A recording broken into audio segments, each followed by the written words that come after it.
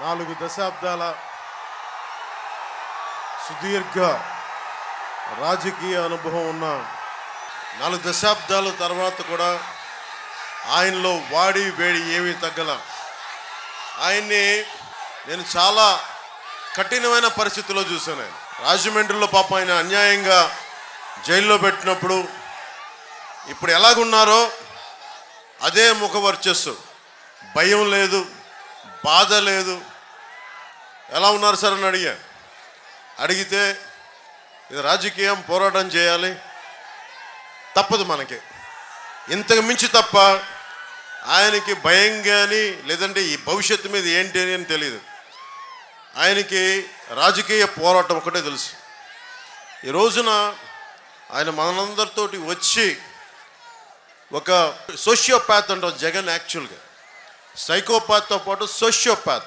ఎవ్వరు సమాజంలో నవ్వుతూ ఉంటే చూడలేడు జగన్. ఎవరు తెల్లబట్టలు వేసుకుంటే చూడలేడు, ఎవరు నవ్వుతూ ఉంటే చూడలేడు, ఎవరి దగ్గర డబ్బులు ఉంటే చూడలేడు. అలాంటి వ్యక్తిని, అలాంటి రాక్షస సమూహాన్ని ఆయన బలంగా ఎదుర్కొన్నారు. ముఖ్యంగా తెలుగుదేశం మద్దతుదారులకి, నాయకులకి, కార్యకర్తలకి నెల్లిమర్ల నుంచి పేరు పేరున చెప్తా ఉన్నాను. 4 దశాబ్దాలు బలమైన మనకి వ్యవస్థ బలం ఉండి నేను మీ బాధ నేను అర్థం చేసుకున్నాను. కష్టాల్లో ఉన్నప్పుడు మనకెందుకులే నేను అనుకోలే. అరే 4 దశాబ్దాలు ఉమ్మడి రాష్ట్రం కోసం, దశాబ్దం రాష్ట్రం కోసం పనిచేసిన వ్యక్తి, ఆయనకి నా వంతు అండగా ఉండాలి అని చెప్పి మనస్ఫూర్తిగా వైసీపీ ఆయన జైల్లో ఉన్నప్పుడు ఆ రోజు నేను అలయన్స్ ప్రకటించాను బయటికి వచ్చి. దాని తాలూకు పర్యవసానమే ఈరోజు మనందరం కూర్చొని మీ బంగారు భవిష్యత్తుకి బాటేస్తున్నాం. ఇది చాలా త్యాగాలు సిద్ధపడి, మీకు తెలుసు గత 10 సంవత్సరాల్లో ఒంటరి నిర్మాణం పార్టీ 2.5 సంవత్సరాలు 3 సంవత్సరాల నుంచి ఎంత బలంగా పెరిగామో తెలుసు. కానీ అన్ని తట్టుకొని, తగ్గించుకొని, జనసేనను తగ్గించుకొని, ఎందుకంటే నాకు వైసీపీ వ్యతిరేక ఓటు చీలడం ఇష్టం లేదు. ఆ మాట ఎందుకన్నాను, నాకు సరదా కాదు. ఇక్కడ ఇంతమంది యువత, ఆడపడుచులు, యువతులు, పెద్దలు, మహిళలు, యువకులు ఉన్నారు. ప్రతి ఒక్కరిని మోసం చేసిన ఈ ప్రభుత్వాన్ని గద్దె దింపకపోతే నాకేం జరగదు, చంద్రబాబు గారికి ఏం జరగదు, ఏ రాజకీయ నాయకులకి వేరే వెళ్ళిపోతారు. కానీ నాకున్న ఇక్కడ నుంచున్న యువతులు కానీ, ఆడపడుచులు కానీ, ఇక పక్కన కూర్చున్న యువకులు కానీ, మేడల పైన మిద్దెల పైన ఉన్న పెద్దలు, యువకులు కానీ, రైతాంగం కానీ,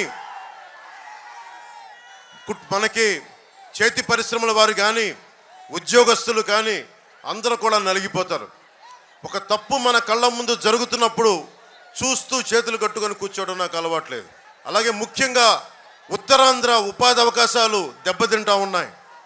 ఉత్తరాంధ్ర వెనుకబాటుతనం తెలుసు. విజయనగరం వలసలకి మారుపేరైంది. ఇక్కడ వలసలు ఆగాలి, ఉత్తరాంధ్ర వలసలు ఆగాలి, శ్రీకాకుళంలో వలసలు ఆగాలి, విజయనగరంలో వలసలు ఆగాలి, ఇక్కడ పరిశ్రమలు రావాలి, ఇక్కడ యువకులకి ఉపాధి అవకాశాలు రావాలి. అదే బలమైన ఆలోచన తీసుకొని నేను పొద్దున్న ప్రకటించాను. నెల్లిమర్లకు సంబంధించి నాకు పోయినసారి పోరాట యాత్ర వచ్చినప్పుడు 10,000 మంది పనిచేసే జూట్ కర్మాగారం మూసివేయబడింది. దీన్ని ఎవరికి చేసుకునే వాళ్ళు లేరు. అంటే ఈ రోజున పనిచేయడానికి మనుషులు ఉన్నారు. జూట్ ఉంది ఒకవైపు, కానీ ఎక్కడో బంగ్లాదేశ్ నుంచి ఇంపోర్ట్ చేసుకుంటా ఉన్నాం. ఒకవైపు పని చేయడానికి కార్మికులకు లేదు, పండించిన పంటకి గిట్టుబాటు ధర లేదు.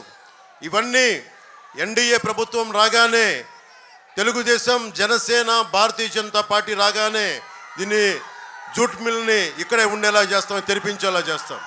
అలాగే ఎన్డీఏ కూటమి ముఖ్య లక్ష్యం ప్రతి చేతికి పని, వయసు వచ్చిన ప్రతి యువతి యువకులకి పని కావాలి, ప్రతి చేనుకి నీరు కావాలి. ఇది జనసేన బీజేపీ ఉమ్మడి కూటమి లక్ష్యం. నెల్లిమర్ల మొట్టమొదటిగా పోయినసారి వచ్చినప్పుడు జగన్ రాగానే ఈ దేశం రాముని కొలుస్తుంది. రామాలయం లేని ఊరు ఉండదు ఇక్కడ. నేను ఎప్పుడు కూడా అన్ని మతాలకి సమానంగా గౌరవించేవాడిని, అన్ని ధర్మాలని పరిరక్షించేవాడిని.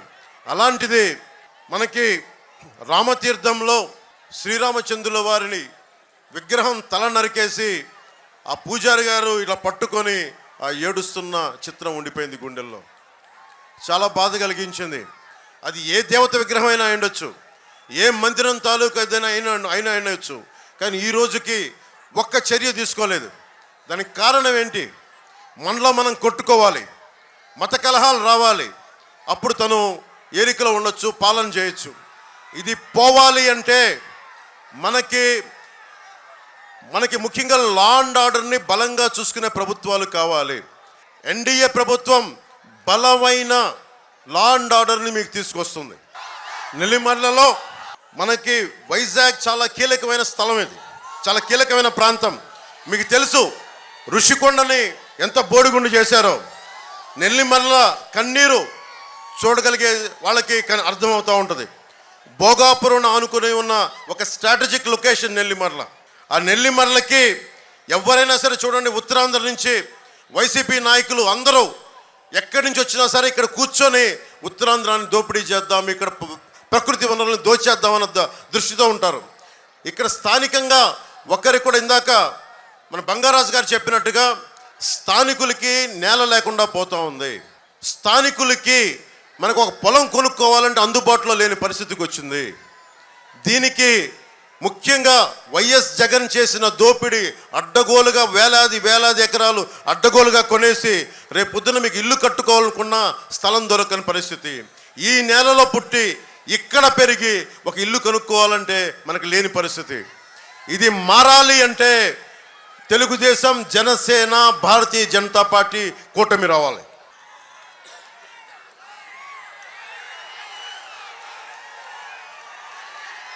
బోడుకొండ అప్పలనాయుడు గారు, బొత్స గారి ఆయన ఎక్స్టెండెడ్ హ్యాండ్ అంటారు. బొత్స గారు అక్కడ కూర్చొని ఇక్కడ చేయి చాపితే అది బోడుకొండ అప్పలనాయుడు గారు అవుతారు. ఈ 5 సంవత్సరాల్లో ఒక్క రోడ్డు కూడా వేయలా, ఒక్క అభివృద్ధి కార్యక్రమం చేయలా. మట్టి, ఇసుక, ఆఖరికి మత్స్యకారుల భరోసా కూడా, నెల్లిమర్ల ఎంపీపీ భూములు ఇలా ఎలా దొరికితే అలా దోచేశారు. భోగాపురం నేను 2019లో చంద్రబాబు నాయుడు గారు భోగాపురం ఎయిర్పోర్ట్ కడుతున్నాం, నెంబర్ ఆఫ్ ఎయిర్పోర్ట్స్ కావాలి. అటు కర్నూలు ఎయిర్పోర్ట్ ప్రారంభమైన తర్వాత భోగాపురం ఎయిర్పోర్ట్ అంటే నా దృష్టికి ఒకటే వచ్చింది, ఈ భూముల్ని అడ్డగోలుగా కొంతమంది చేస్తారు. ఇక్కడికి వచ్చినప్పుడు నేను భూముల్లో అవకతవకలు అడిగాను తప్ప, మనకి వైఎస్ జగన్ చెప్పింది ఏంటంటే అసలు వైజాగ్ ఎయిర్పోర్ట్లోనే ఈగలు తొలుకునే ఎయిర్పోర్టు ఇంకొక ఎయిర్పోర్ట్ ఎందుకు అవసరమని. అంటే ఒక మాట మనిషి చెప్పినప్పుడు ప్రతిపక్షంలో అందరూ ఏమనుకుంటారు, నిజమే అకారణంగా చేస్తారని అనుకుంటారు కదా. అలాగే ప్రతిపక్షంలో ఉండగా జగన్ అన్న మాటలు ఎగ్జాక్ట్గా ఇవి. వైజాగ్ ఎయిర్పోర్ట్లో ఈగలు తోలుకుంటుంటే ఈ భోగాపురం ఎయిర్పోర్ట్ అవసరమా అన్న వ్యక్తి అధికారంలోకి వచ్చాక మళ్ళీ మొదలుపెట్టాడు. భోగాపురం ఎయిర్పోర్ట్ క్యాన్సిల్ అయ్యిందని చెప్పాడు, ఇన్సైడర్ ట్రేడింగ్ జరిగిందని చెప్పాడు. భూములు ధరలు పడిపోయేలా చేసిన తర్వాత మళ్ళీ ఆ భూములు తన చేజిక్కించుకొని మళ్ళీ వాళ్ళందరి బినామీలు వచ్చి ఈ భూముల మీద పడ్డారు. అమ్మినోడి దగ్గర అమ్మినట్టుగా కొనేశారు, అమ్మని వాడి మీద దౌర్జన్యం చేశారు.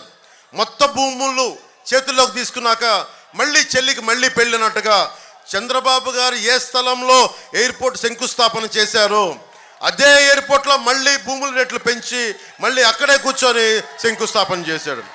భూమి మిగలలేదు, డబ్బులు రాలేదు. ఇలాంటి ద్వంద్వ నీతి.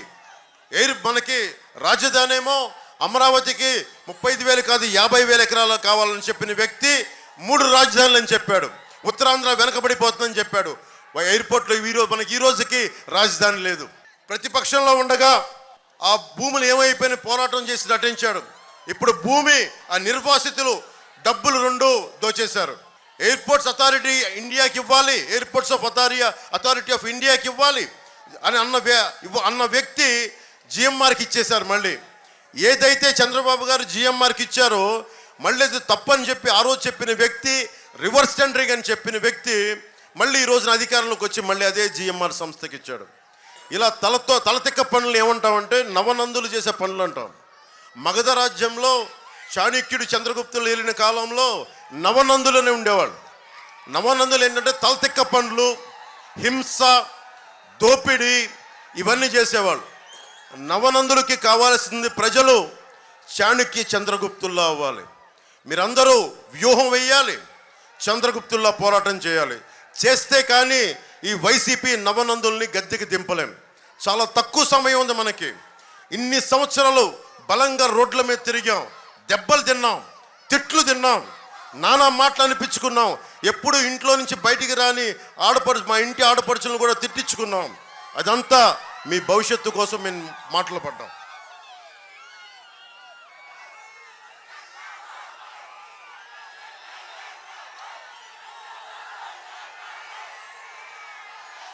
ముఖ్యంగా తారక రామ తీర్థసాగర్ ఈ ప్రాంత వాసులకి తీరని కళ. నాకు పోరాట యాత్ర నుంచి చెప్తా ఉన్నారు. ఇందాక చంద్రబాబు గారు కూడా చెప్పారు. ఆయన శంకుస్థాపన ఆయన ప్రారంభం చేస్తుంది. పూసపాటి రేగ భోగాపురం మండలాలకు సాగునీరు తాగునీరు కోసం మొదలుపెట్టిన ఈ ప్రాజెక్టు ఈ ప్రభుత్వం వచ్చాక ఒక్కసారి కూడా ప్రాజెక్టు వైపు చూడలేదు. అది వాళ్ళ నాన్నగారి వారసత్వం అని చెప్పి సాక్షి టీవీలో ఆయన తల మీద డిజిటల్ పువ్వులు తప్ప ఆయన ముందుకు తీసుకెళ్తా ఉన్న ఈ తారక రామ తీర్థసాగర్ ప్రాజెక్ట్ని పూర్తి చేయలేకపోయాడు. ఈరోజు మేము మీకు అందరం మాటిస్తున్నాం. చంద్రబాబు గారి ముందు మాకు ఎన్డీఏ కూటమి తరపున మేమందరం మాటిస్తున్నాం. మనకి దాహం సాగునీరు తాగునీరు ఇచ్చే తారక రామ తీర్థసాగర్ ప్రాజెక్ట్ని ఆగమేఘాల మీద పూర్తి చేస్తాం. నష్టపోయిన ప్రతి రైతులకి ఈ ప్రాజెక్టు వల్ల నష్టపోయిన ప్రతి రైతులకి R&R ప్రోగ్రాంలో రీహాబిలిటేషన్ రీలొకేషన్ మేము ప్రత్యేకించి నేను బాధ్యత తీసుకుంటాను. దాని మీద ఈ ప్రాజెక్టు పూర్తి చేస్తే విజయనగరానికి తాగునీరుతో పాటు నియోజకవర్గం మొత్తం మీద 10,000 ఎకరాలు సాగు కూడా వస్తుంది. ఇప్పుడు పరిస్థితి ఏంటంటే 200 అడుగులు తవ్వితే ఉప్పు నీరు వస్తూ ఉంది. సో మనకి తాగునీరు అవసరం చాలా చాలా ఉంది. అది మేము చేసి పెడతాం. ముఖ్యంగా చంద్రబాబు నాయుడు గారు 2019లో ముఖ్యమంత్రిగా ఉన్నప్పుడు శ్రీకాకుళంలో ఉద్దానం కిడ్నీ సమస్య వచ్చినప్పుడు ఆ సమస్యను ఆయన దృష్టికి తీసుకెళ్తే ఆగమేఘాల మీద 48 గంటల్లోపు ఆయన వెంటనే ఒక హై లెవెల్ ఎగ్జిక్యూటివ్ మీటింగ్ పెట్టి దాని సమస్యకి వెంటనే మార్గం చూపించారు. అది ఈ రోజుకి ముందుకు తీసుకెళ్తా ఉన్నాం. కానీ మన విజయనగరం నెల్లిమర్లలో మన్యాలపేటలో కిడ్నీ వ్యాధిగ్రస్తులు ఎక్కువైపోయారు. ఇది కారణాలు తెలియకుండా చనిపోతూ ఉన్నారంటే చాలామంది మన జనసేనకు సంబంధించిన వాళ్ళు ఇది రీసెర్చ్ చేస్తే నీళ్ళల్లో సెల్స్ ఫ్లోరైడ్ మెగ్నీషియం అనే తెలిసింది. రాష్ట్రమంతా ఒకటే దందా. ఎక్కడైతే కష్టాలు ఉన్నాయో ఎక్కడైతే కిడ్నీ వ్యాధులు దారుణంగా పెరిగిపోయినాయి. ఇది రావాలంటే వైద్యం చాలా కీలకమైంది. ఆ వైద్యానికి ప్రతి గ్రామంలో ప్రతి పంచాయతీలో ప్రతి మండలంలో ఒక ప్రాథమిక ఆసుపత్రి, secondary care hospitals, tertiary care ఇవి తీసుకొచ్చే బాధ్యత జనసేన, తెలుగుదేశం, భారతీయ జనతా పార్టీ కూటమి ప్రభుత్వం తీసుకుంటుంది. అలాగే నది పేరు ఏదైనా కానీ ఇసుక దోపిడీ ఒకటే. మనకి ఇక్కడ బాధితురాలు చంపావతి నది, డెంకాడ, లంకపేట, మునిగిపల్లి, నాతవలస, కోట, భోగాపురం ప్రతి చోట ఇసుక దోపిడీకి అడ్డే లేకుండా పోయింది. ఈ ఇసుక దోపిడీ ఆగాలంటే మనకి కూటమి ప్రభుత్వం రావాలి. పంచాయతీ అనుమతి లేకుండా తన్గుడుమిల్లి లాంటి ప్రాంతాల్లో కూడా విచ్చలవిడిగా గ్రానైట్ తవ్వకాలు, అక్రమ క్వారీ తవ్వకాలు. వాళ్ళ దగ్గర డబ్బులు పెరిగిపోతున్నాయి. మీ దగ్గర డబ్బులు లేవు, మీకు ఉపాధి అవకాశాలు లేవు, మీకు ఉద్యోగాలు లేవు, మీకు సాగునీరు లేదు, మీకు తాగునీరు లేదు. మరి ఎక్కడికి వెళ్తారు మీరు? వలసలు వెళ్ళిపోవాలి. విజయనగరం దాటి ఉత్తరాంధ్ర దాటి మీ వలసలు ఆగాలి అంటే కూటమి ప్రభుత్వం రావాలి. జగన్ మాట్లాడితే చిన్న గులకరాయి పెట్టుకొని దానికి పెద్ద ప్లాస్టర్ వేయించుకున్నాడు, ఎగ్జిబిషన్ చేస్తూ ఉన్నాడు. అంటే రామతీర్థంలో రాముల వారి విగ్రహం తల నరికేస్తేనేమో అది గాయం కాదు. కడపలో మీకు తెలిసి ఏం జరిగింది వారి కుటుంబంలో, గొడ్డలు వేటు పడితే అది గాయం కాదు. స్వయాన వాళ్ళ చెల్లెలు అంటా ఉన్నారు, అంటే నీకు ఇంతపాటి తలకి ఇంత గాయం, అది నువ్వు కొట్టుకున్నదో కొట్టించుకున్నదో తెలియదు, కానీ ఆయన మీద గొడ్డలు వేటు పడితేనేమో సమస్య కాదు, కానీ నీ మీద చిన్న రాయి పడితే రాష్ట్రం అంతా సమస్య. 30,000 మంది ఆడపిల్లలు అదృశ్యం అయితే సమస్య కాదు. అమర్నాథ్ అనే 15 ఏళ్ల యువకుడు కొంతమంది ఆకతాయిలు అక్క నడిపిస్తుంటే రక్షించడానికి వస్తే వైసీపీ నాయకులు చెరుకు తోటల్లో తీసుకెళ్ళి పెట్రోల్ వేసి కాల్ చేశారు. మీకు తెలుసు, చిన్నపాటి వంటలు చేసే ఆడపడుచులకు తెలుసు, చిన్నపాటి నూనె చుక్క పడితే ఒళ్ళు కాలిపోద్ది. అలాంటిది 15 ఏళ్ల బిడ్డ, 15 ఏళ్ల అమర్నాథ్ తీసుకెళ్లి చెరుకు తోటల్లో వైసీపీ నాయకులు కాల్చేస్తే అది రాష్ట్రానికి గాయం అయినట్టు కాదంట. అంటే తనకే గాయం, బాబాయిలు చచ్చిపోయినా గాయం కాదు. రాములు వారి విగ్రహం కింద పడ్డా మా మనోభావాలు, మన మనసులు గాయపడవు. ఆయన నుదుటికి చిన్నపాటి గాయం పడితే మొత్తం ఆయన కదిలిపోయాడు, రాష్ట్రం అంతా కదిలిపోవాలి. అలాగే ముఖ్యంగా బీసీ ఎస్సీ ఎస్టీ సమాజాలకి చంద్రబాబు గారు చెప్పారు, మేము కూడా దాన్ని ఉద్ఘాటిస్తున్నాం. ఏదైతే సబ్ప్లాన్ ఫండ్స్ ఉన్నాయో అవి ఎక్కడికి దారి మళ్లించకుండా దేనికైతే నిర్దేశింపబడ్డాయో వాటికే ఖర్చు చేస్తాం. అలాగే ముఖ్యంగా 27 దళిత విద్యార్థులకు సంబంధించిన పథకాలు కానీ, అలాగే అంబేద్కర్ విదేశీ విద్యా పథకాన్ని తిరిగి పునరుద్ధరిస్తాం. అది జగన్ విదేశీ విద్యా పథకం కాదు, అంబేద్కర్ విదేశీ విద్యా పథకం కింద దాన్ని తీసుకొస్తాం.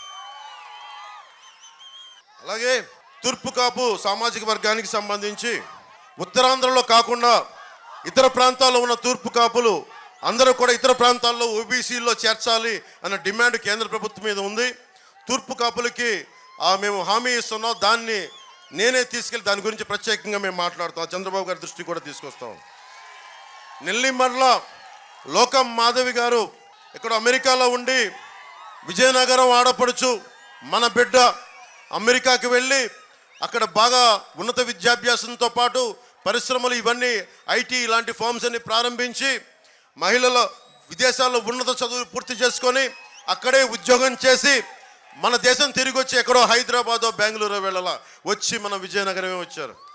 మన విజయనగరంకి వచ్చి మిరకిల్ సంస్థ స్థాపించారు. ఇక్కడే కంపెనీ మొదలుపెట్టి కొన్ని వేల మందికి విద్య ఉద్యోగ అవకాశాలు కల్పించారు. 10 సంవత్సరాలుగా దశాబ్దంగా మీతోనే ఉన్నారు. ఎమ్మెల్యే కాకముందు నుంచి అనేక విధాలుగా సేవా కార్యక్రమాలు చేస్తున్నారు. ఆమెకి లోకం మాధవ్ గారికి మరింత సేవ చేయడానికి, మీకు సేవ చేయడానికి, మేము ఉండటానికి ఆవిడ్ని జనసేన పార్టీ నుంచి గాజు గ్లాసు గుర్తు మీద నెల్లిమర్ల ఎమ్మెల్యే అభ్యర్థిగా నిలబడతా ఉన్నారు. మనస్ఫూర్తిగా మీరు మద్దతు ప్రకటించాలి, భారీ మెజారిటీతో గెలిపించాలి మనస్ఫూర్తిగా కోరుకుంటున్నాను. ముఖ్యంగా విజయనగరం మన నెల్లిమర్ల నియోజకవర్గంలో ఈ పరిశ్రమల కాలుష్యం ఎక్కువైపోయింది, ఫార్మాస్యూటికల్స్. ఆ కాలుష్యం దానివల్ల మీకు కిడ్నీ వ్యాధులు కానీ ఆడబిడ్డలకి గర్భం కూడా రాలేని పరిస్థితులు. దీనికి ప్రత్యేకించి కాలుష్య నియంత్రణ మండలిని బలోపేతం చేస్తాం. అలాంటి వ్యర్థాలని శుద్ధి చేయకుండా భూమిలో కానీ బయటికి వదిలినా వాళ్ళ మీద బలమైన చర్యలు తీసుకుంటాం. మీకు జగన్ వచ్చి 1 కాదు 2 సార్లు కాదు 9 సార్లు కరెంటు బిల్లు పెంచారు. కరెంటు పట్టుకుంటే కాదు వాడితే కూడా షాక్ కొడతా ఉంది ఈ ప్రభుత్వంలో. ఈ ఒకటే మాట, ఈ వేసవిలో కరెంటు బిల్లులు తగ్గాలి అంటే ఏసీలు ఫ్రిడ్జ్లు ఆపితే సరిపోదు. ఈ మే 13వ తారీఖున ఆ ఫ్యాన్ని స్విచ్ ఆఫ్ చేసేయండి. ముఖ్యంగా మత్స్యకారులకి జట్టీలు నిర్మించాలి. కేంద్ర ప్రభుత్వం ప్రత్యేకమైన పథకాలు తీసుకొస్తా ఉంది. ఫిషర్మెన్కి, మత్స్యకారులకి జట్టీలు, ముఖ్యంగా చింతపల్లిలో జట్టీ రావాల్సిన అవసరం ఉంది, అది మా దృష్టిలో ఉంది. పూసపాటి రేగ మండలం చింతపల్లిలో జట్టీ అవసరం చాలా ఉందని మత్స్యకారు సోదరులంతా చెప్తున్నారు. ఎమ్మెల్యే అభ్యర్థిగా మనకి లోకం మాధవ్ గారిని గెలిపిస్తే నేను అలాంటి సమస్యలన్నీ చంద్రబాబు గారి దృష్టికి తీసుకెళ్ళి వాటిని మేమందరం ఒక బలమైన ఒక నిర్ణయాలు తీసుకొని ప్రతి 30-40 కిలోమీటర్లకి 70 కిలోమీటర్లకి చిన్న జట్టీలు, పెద్ద జట్టీలు, ముఖ్యంగా మత్స్యకారులు తీసుకొచ్చే పోరాటం చేస్తాం. ముఖ్యంగా యువతకి మీరు ఏ కులం ఏమైనా అడుగుతారు. చంద్రబాబు గారు కూడా చెప్పాను మొన్న, కుల గణాంకాలతో పాటు ఇక్కడున్న ఆడపడుచులకు కూడా, యువకులకు కూడా మీ కులంతో పాటు మీ ప్రతిభ, మీ సమర్థత ఏంటి అని తీసుకుంటే దానికి తగ్గట్టుగా స్కిల్ డెవలప్మెంట్ తీసుకొస్తాం. మీరు ఎక్కడికి వెళ్ళాలన్నా, విదేశాలు వెళ్ళాలన్నా, లేదంటే ఇంకా పెద్ద చదువులు చదవాలన్నా, ఏదైనా నేర్చుకోవాలన్నా, వొకేషనల్ ట్రైనింగ్ ఎలాంటిదైనా సరే మీ ప్రతిభ, మీ ఇష్టాలు అయిష్టాలని అన్ని కనుక్కొని మీకు స్కిల్ డెవలప్మెంట్ చేసి పెడతాం. అలాగే ప్రభుత్వ ఆసుపత్రుల్ని చాలా ఆరోగ్యవంతంగా చేసి పెడతాం. ముఖ్యంగా తాగునీరుకి సాగునీరుకి సంబంధించి 4 నుంచి 8 చెక్ డ్యామ్లు అవసరం ఉంది.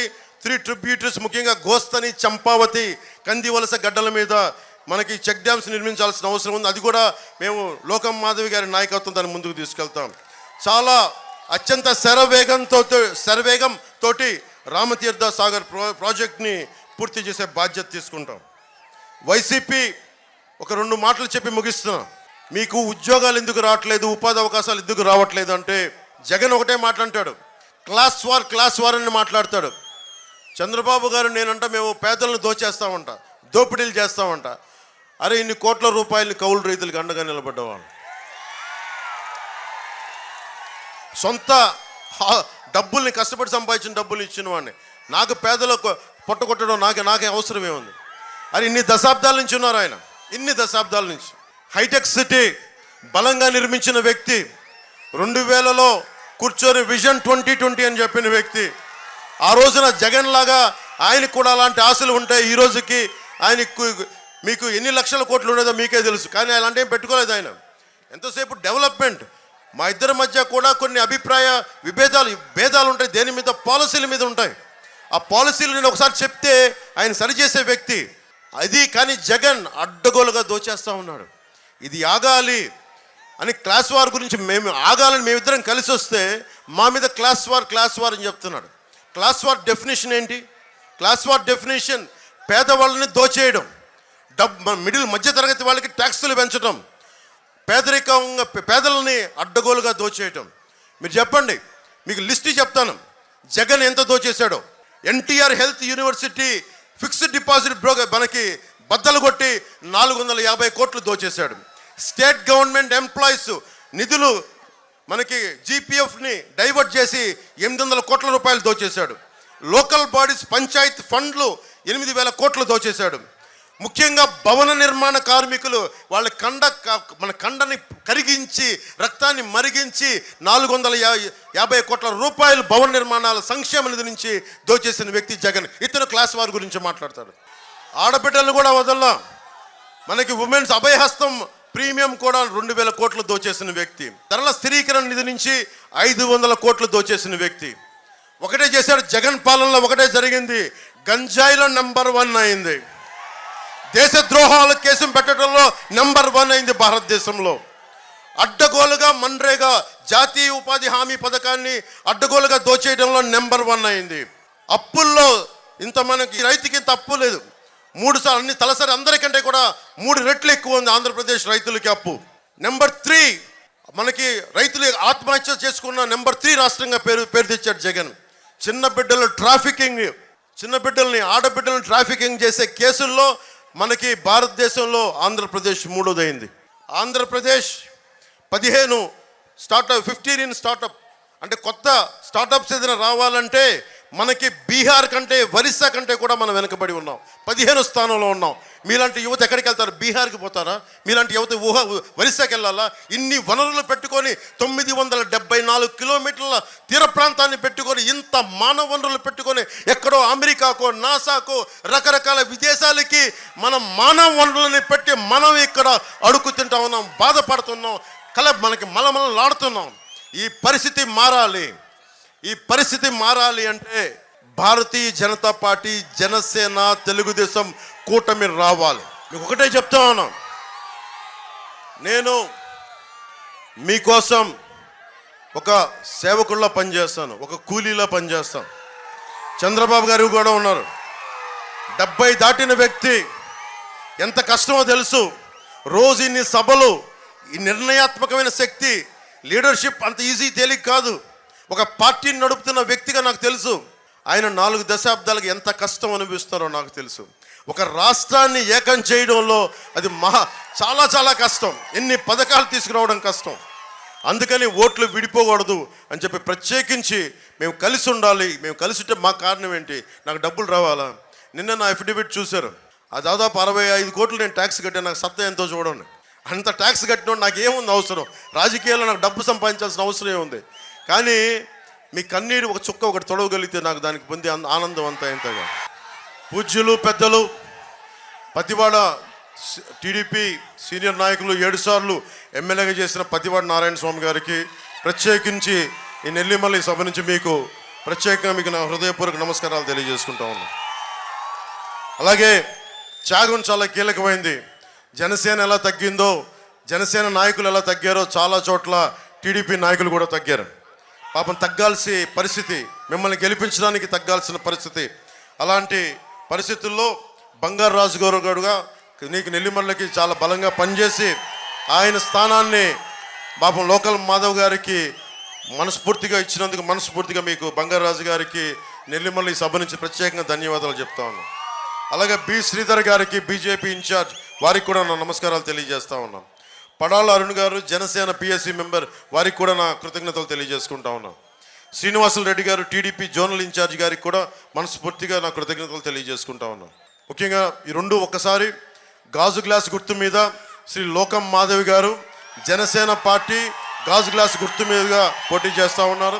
శ్రీ కె అప్పల్ నాయుడు గారు ఎంపీ క్యాండిడేట్గా టీడీపీ నుంచి సైకిల్ గుర్తు మీద పోటీ చేస్తున్నారు. వీరిని భారీ మెజారిటీతో గెలిపించవలసిందిగా మనస్ఫూర్తిగా కోరుకుంటున్నాం. మేము ఉన్నది 5 సంవత్సరాలకి రావట్లా. 25 కేజీల బియ్యం కాదు, 5,000 రూపాయలకి కాదు. కనీసం మా కంఠంలో ప్రాణం ఉన్నంత వరకు మీకు భవిష్యత్తు బాగుండాలి. 25 కేజీల బియ్యం కాదు, 5,000 జీతం కాదు, 25 సంవత్సరాల బంగారు భవిష్యత్తు ఇవ్వడానికి ఈ రోజున నేను, చంద్రబాబు గారు, నరేంద్ర మోదీ గారు మేమందరం కలిసి సమిష్టిగా మేము ముందుకు వచ్చాం. అడగందే అమ్మైనా పెట్టదంటారు.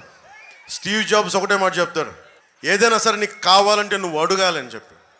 నేను ఈ రోజున అడగట్లేదు, అభ్యర్థిస్తున్నాను మిమ్మల్ని, రాష్ట్ర ప్రజలందరినీ అభ్యర్థిస్తున్నా. ఈ అభ్యర్థన దేనికి? మా కడుపులు నింపుకోవడానికి కాదు. ప్రభుత్వం మారాలి, ఎన్డీఏ కూటమి రావాలి, తెలుగుదేశం, జనసేన, భారతీయ జనతా పార్టీ ప్రభుత్వం రావాలి, కేంద్రంలో నరేంద్ర మోదీ గారు రావాలి, మనస్ఫూర్తిగా ఇక్కడ కూటమి రావాలని మనస్ఫూర్తిగా మీరు మీ భవిష్యత్తు కోసం మేము అందరం నిలబడి ఉన్నాం. దశాబ్దంగా తిట్లు, అన్ని రకాలుగా కేసులు పడతా ఉన్నాం. సో మీ అందరూ ఆశీస్సులు ఇవ్వాలని మనస్ఫూర్తిగా కోరుకుంటూ సెలవు తీసుకున్నాను. జై బీజేపీ, జై తెలుగుదేశం, జై జనసేన, జై హింద్. నినాదం, మన ఎలక్షన్ల నినాదం ఇదే.